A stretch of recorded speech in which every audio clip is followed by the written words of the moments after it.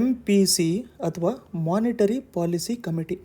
So monetary policy committee ಇದ್ರ ಬಗ್ಗೆ basics ನಾವು ನೋಡ್ಕೋಬೇಕು ಅಂತಂದರೆ, ಫಸ್ಟ್ ಆಫ್ ಆಲ್ ಇದು ಬಂದ್ಬಿಟ್ಟು ಒಂದು statutory body.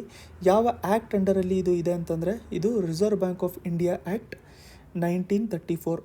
Reserve bank of India act 1934 ಅಂಡರಲ್ಲಿ ಒಂದು ಸ್ಟ್ಯಾಚ್ಯೂಟರಿ ಇನ್ಸ್ಟಿಟ್ಯೂಷನಲ್ ಫ್ರೇಮ್ವರ್ಕು, ಒಂದು ಸ್ಟ್ಯಾಚ್ಯೂಟರಿ ಬಾಡಿ ಆಗಿರುತ್ತೆ. ಪರ್ಪಸ್ ಏನು ಅಂತಂದರೆ, ಇದು ಪ್ರೈಸಿನ ಸ್ಟೆಬಿಲಿಟಿ ಮೇಂಟೈನ್ ಮಾಡ್ಕೊಳ್ಳೋದಕ್ಕೆ, ಪ್ರೈಸು ಸ್ಟೇಬಲ್ ಆಗಿರಬೇಕು ಅಂತ ಅದರ ಸ್ಟೆಬಿಲಿಟಿ ಮೇಂಟೈನ್ ಮಾಡ್ಕೊಳ್ಳೋದಕ್ಕೋಸ್ಕರ ಇರೋವಂಥದ್ದು. ಪ್ರೈಸು ಸ್ಟೆಬಿಲಿಟಿ ಮೇಂಟೈನ್ ಮಾಡಬೇಕು, ಬಟ್ ಅದಕ್ಕೋಸ್ಕರ ನಾವು ಗ್ರೋತನ್ನು ಕೆಳಗಡೆ ಇಳಿಸಬಾರ್ದು. ಗ್ರೋತನ್ನು ಕೂಡ ಆಗ್ತಾ ನಾವು ಆಬ್ಜೆಕ್ಟಿವ್ಸ್ ಏನೇನಿದೆ ಗ್ರೋತಿಂದು ಅದನ್ನು ಕೂಡ ನೋಡಿಕೊಂಡು ಪ್ರೈಸು ಕೂಡ ನಾವು ಸ್ಟೇಬಲ್ ಆಗಿ ಮೇಂಟೈನ್ ಮಾಡ್ಕೋಬೇಕು ಅಂತ ಹೇಳ್ಬಿಟ್ಟು ಮಾನಿಟರಿ ಪಾಲಿಸಿ ಕಮಿಟಿ ಸ್ಟಾರ್ಟು ಮಾಡ್ಕೊಂಡಿರೋವಂಥದ್ದು. ಇದನ್ನು ನೋಡಿ, ರಿಸರ್ವ್ ಬ್ಯಾಂಕ್ ಆಫ್ ಇಂಡಿಯಾ ಒಂದು ಕಮಿಟಿನ ಸೆಟಪ್ ಮಾಡ್ಕೊಂಡಿತ್ತು. ಸೊ 2014 ಆ ಟೈಮಲ್ಲಿ ಆ ಕಮಿಟಿಯ ಚೇರ್ಮನ್ ಯಾರಾಗಿದ್ದರು ಅಂತಂದರೆ, ಆ ಕಮಿಟಿಯ ಚೇರ್ಮನ್ ಬಂದ್ಬಿಟ್ಟು ಉರ್ಜಿತ್ ಪಟೇಲ್ ಅವರು ಚೇರ್ಮನ್ ಆಗಿದ್ದರು 2014. ಇವರು ಡೆಪ್ಯೂಟಿ ಗವರ್ನರು ಕೂಡ ಆಗಿದ್ದರು. ಸೊ ಡೆಪ್ಯೂಟಿ ಗವರ್ನರ್ ಆಗಿದ್ದರು RBIದು. ಸೊ ಇವ್ರನ್ನೇ ಒಂದು ಕಮಿಟಿನ ಸೆಟಪ್ ಮಾಡಿದ್ರು, ಇವ್ರ ಲೀಡರ್ಶಿಪ್ಪಲ್ಲೇ ಒಂದು ಕಮಿಟಿನ ಸೆಟಪ್ ಮಾಡಿದ್ರು.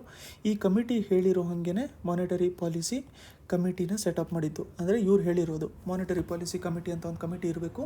ಈ ಕಮಿಟಿ ನಮಗೆ ಇಂಟ್ರೆಸ್ಟ್ ರೇಟು ಎಲ್ಲದೂ ಕೂಡ ಇನ್ಫ್ಲೇಷನ್ ಟಾರ್ಗೆಟ್ಸು ಇವೆಲ್ಲದೂ ಕೂಡ ಅಚೀವ್ ಮಾಡ್ಕೊಳ್ಳೋದಕ್ಕೆ ಹೆಲ್ಪ್ಫುಲ್ ಆಗ್ತಾರತ್ತೆ ಅಂತ. ಯಾವುದಕ್ಕೋಸ್ಕರ ಅಂತಂದರೆ ನೋಡಿ, ಇವಾಗ ಮನಿ ರಿಲೇಟೆಡ್ ಬಂದ ತಕ್ಷಣ ನಾವು ಏನು ನೋಡ್ಕೊತೀವಿ, ರಿಸರ್ವ್ ಬ್ಯಾಂಕ್ ಆಫ್ ಇಂಡಿಯಾ ನೋಡ್ಕೊತಾ ಇರತ್ತೆ ಅಂತ. ಬಟ್ MPC ಅಂತಂದರೆ ಮಾನಿಟರಿ ಪಾಲಿಸಿ ಕಮಿಟಿ, ಇದರ ಕಂಪೋಸಿಷನ್ ಯಾವ ಥರ ಇದೆ ಅಂತಂದರೆ, ಇದರಲ್ಲಿ ನಮಗೆ ರಿಸರ್ವ್ ಬ್ಯಾಂಕ್ ಆಫ್ ಇಂಡಿಯಾಯಿಂದನೂ ಕೂಡ ಇರ್ತಾರೆ, ಗೌರ್ಮೆಂಟ್ ಆಫ್ ಇಂಡಿಯಾಯಿಂದನೂ ಕೂಡ ಮೆಂಬರ್ಸ್ ಇರ್ತಾರೆ. ಸೊ ಅದಕ್ಕೋಸ್ಕರ ಗೌರ್ಮೆಂಟು ಮತ್ತು ರಿಸರ್ವ್ ಬ್ಯಾಂಕ್ ಆಫ್ ಇಂಡಿಯಾ ಇಬ್ಬರು ಸೇರಿಬಿಟ್ಟು ಮಾಡ್ಕೊಳ್ಳೋಂಥದ್ದೊಂದು ಕಮಿಟಿ ಇದು. ಸೊ ಇದರಲ್ಲಿ 6 ಮೆಂಬರ್ಸ್ ಇರ್ತಾರೆ. ತುಂಬ ಇಂಪಾರ್ಟೆಂಟ್ ಇದು. 6 ಮೆಂಬರ್ಸು ಮೂರು ಜನ ಡಿವೈಡ್ ಆಗಿರ್ತಾರೆ. 3 ಮೆಂಬರ್ಸು, ಇಲ್ಲಿ 3 ಮೆಂಬರ್ಸು.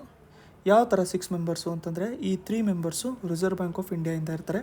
ಈ 3 ಮೆಂಬರ್ಸ್ ಬಂದ್ಬಿಟ್ಟು ಗೌರ್ಮೆಂಟ್ ಆಫ್ ಇಂಡಿಯಾ ಅಪಾಯಿಂಟ್ ಮಾಡುತ್ತೆ. ಒಂದು ಕಮಿಟಿನ ಸೆಟಪ್ ಮಾಡಿ ಯಾರ್ಯಾರು ಇರಬೇಕು ಇದರಲ್ಲಿ ಮೆಂಬರ್ಸ್ ಅಂತ ಹೇಳ್ಬಿಟ್ಟು ಗೌರ್ಮೆಂಟ್ ಆಫ್ ಇಂಡಿಯಾ ಅಪಾಯಿಂಟ್ ಮಾಡುತ್ತೆ. ಮೆಜಾರಿಟಿ ಬೇಸಿಸ್ ಮೇಲೆ ಡಿಸಿಷನ್ ತೊಗೊತಾ ಇರ್ತಾರೆ.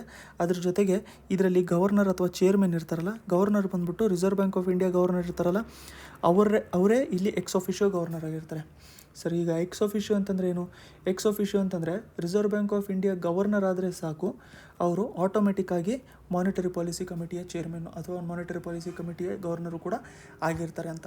ಸೊ ಈ ಥರ 3 members reserve bank of India ಕಡೆಯಿಂದ ಇರ್ತಾರೆ, 3 ಮೆಂಬರ್ಸು ಗೌರ್ಮೆಂಟ್ ಆಫ್ ಇಂಡಿಯಾ ಕಡೆಯಿಂದ ಇರ್ತಾರೆ. ಅಂತಂದರೆ ಒಂದು ಬ್ಯಾಲೆನ್ಸ್ನ ಮೇಂಟೈನ್ ಮಾಡ್ಕೊಳ್ಳೋದಕ್ಕೋಸ್ಕರ ಇವ್ರು ಏನು ಮಾಡ್ತಾರೆ ಅಂತಂದರೆ, ಇಂಟ್ರೆಸ್ಟ್ ರೇಟು ಯಾವುದು, ಪಾಲಿಸಿ ಇಂಟ್ರೆಸ್ಟ್ ರೇಟ್ ಅಂತಂದರೆ ರೆಪೋ ರೇಟನ್ನು ಡಿಸೈಡ್ ಮಾಡ್ತಾ ಇರ್ತಾರೆ. ಯಾವುದಕ್ಕೋಸ್ಕರ ಅಂತಂದರೆ ಇನ್ಫ್ಲೇಷನ್ ಟಾರ್ಗೆಟ್ನ ಅಚೀವ್ ಮಾಡ್ಕೋಬೇಕು ಅಂತ.